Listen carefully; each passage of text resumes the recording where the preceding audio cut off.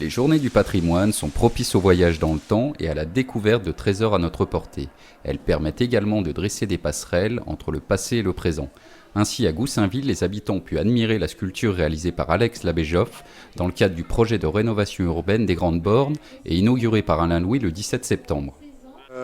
C'est très symboliquement la représentation de ce qu'étaient les trois tours des cartes.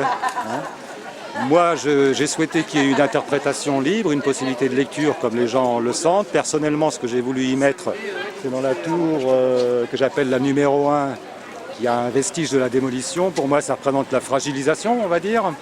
La deuxième tour, celle où il y a la place assise, représente les différentes habitations et donc les habitants qui y sont dedans.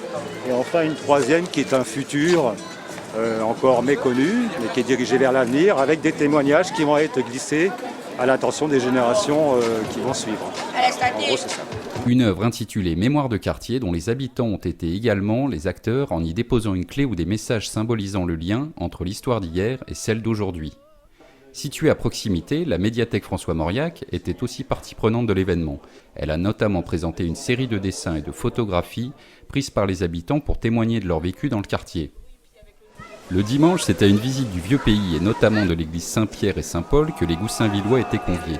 Pour les accompagner dans leur voyage, plusieurs expositions retraçant l'histoire de l'édifice et les projets de restauration leur ont été présentées. Ils ont également pu admirer le travail d'un tailleur de pierre œuvrant à la restauration du monument ou parcourir ses souterrains accompagnés par un guide. Les visiteurs de l'église ont également pu apprécier l'acoustique des lieux à l'occasion d'un intermède polyphonique donné par l'ensemble vocal Salamandre.